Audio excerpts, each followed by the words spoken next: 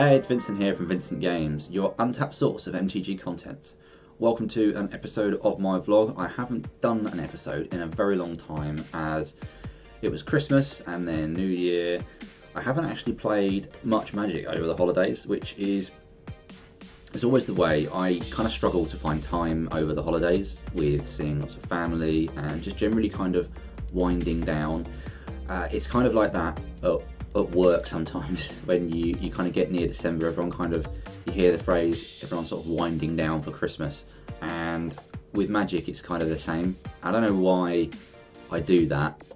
Maybe it's because there weren't as many tournaments. There's still some that I could have gone to, but it's just harder to find the time to practice and to attend events.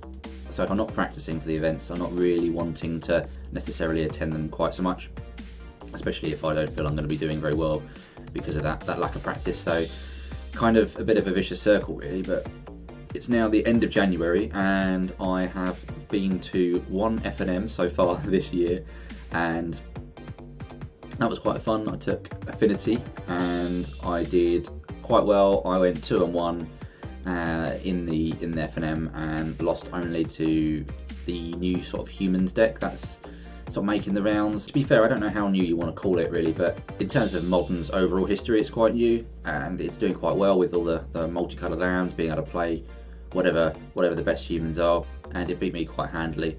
There was one game where I mulliganed and another one I didn't sideboard quite so well, which didn't help. But even so, it felt like it's got a lot of good tools. So like between Reflector Mage, Meddling Mage, and the other humans that exist within the deck, sort of just general kind of disruption, it seems very good at just deploying lots of threats and incidentally disrupting what you're trying to do, which is quite nice. So it makes it quite hard to interact with it.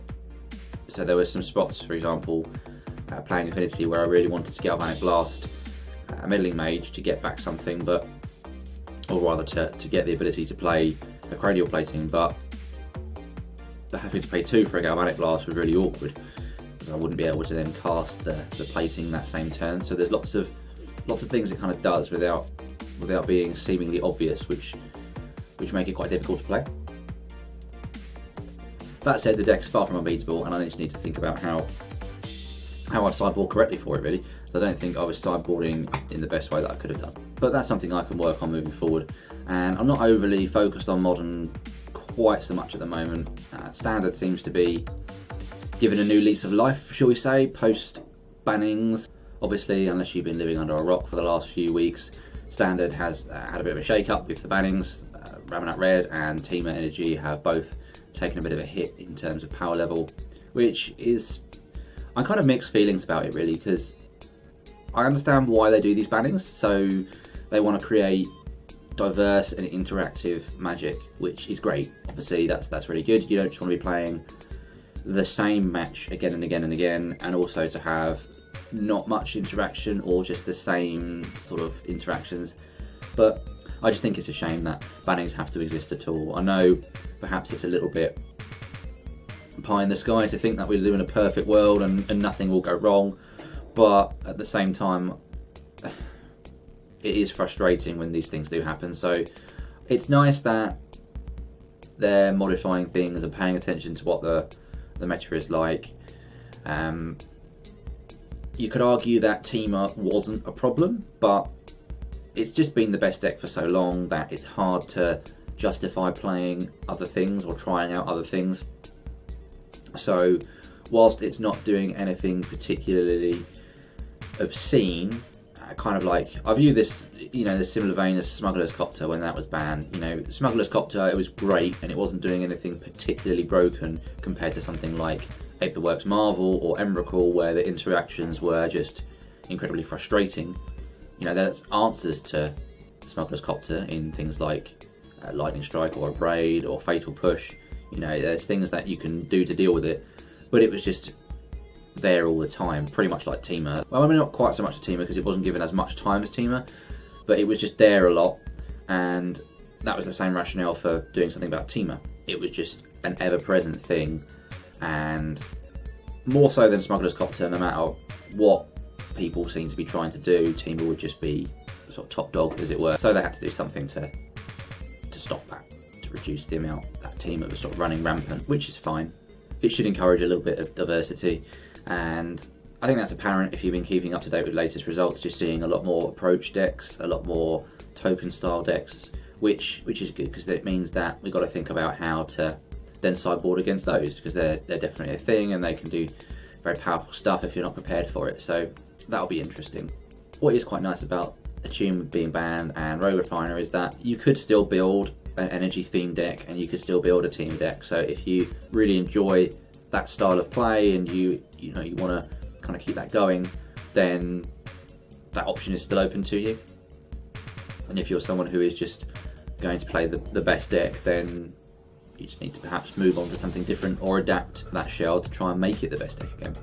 But either way, I'm not overly upset with these bans in a vacuum, so to speak. I mean, the reasons why make sense. On a personal level, I am annoyed that Ramunap Red has taken the hit that it has. I don't think both the Ramunap Ruins and the Ferocidon need to go, but it will do what has been suggested. I mean, arguably, Ramunap Red did risk being the next deck that was going to be on top for a while and dominating the metagame. So perhaps it's for the best of it a necessary evil. I just like what the Ferocidon did out of the sideboard and also in the main deck, just against certain strategies, and it's going to hurt that deck quite a bit, being able to beat something like the white-based tokens deck, and even blue-white approach now, because I remember before Ferocidon was printed that I wasn't too unhappy playing blue-white approach against Ramunap Red. Obviously they can run you over, but you had the tools there to beat that deck. Arguably that was when Blessed Alliance was in the format, which did a lot of work in the matchup. But between Regal Caracal and Approach of the Second Sun itself, you had a lot of ways to gain life, and the rest of the deck was good at stalling anyway, so it wasn't the end of the world playing against Ramunap Red. And it's only been with the loss of Blessed Alliance and the introduction of Ferocidon that it's really been that tricky.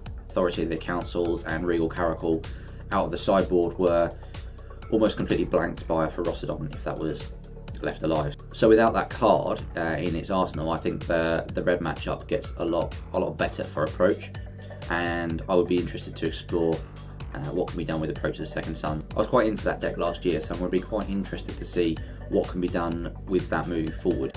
Other things that I've been doing, just getting ready for little girl who's going to be born on February the 8th, all being well. And just getting everything set up and ready to go with her. Looking forward very much to that, obviously, and looking after my other half, who is coping as best she can. The latter stages of being pregnant, playing the waiting game now, and just counting down the days until she's here. So that's taking up a lot of my thoughts at the moment, kind of getting mentally prepared for that, which I don't think you could ever really do.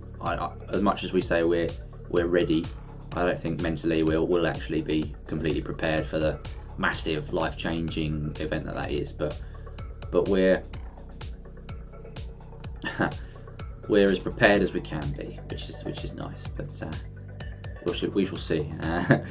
But yeah, that's been me for the last couple of months. Apologies, I haven't got more videos out during this time. There's been a lot of technical issues as well that I've had. I had to get a new computer over Christmas as well, which did not help. That's kind of messed up a lot of podcast recording as well, in particular. So that's been a bit of a pain.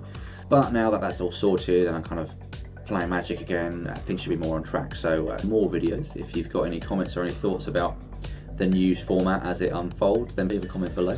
I'll be interested to hear all about the decks that you're thinking about playing in the new format. But in the meantime, thanks very much for watching, and stay tuned for more.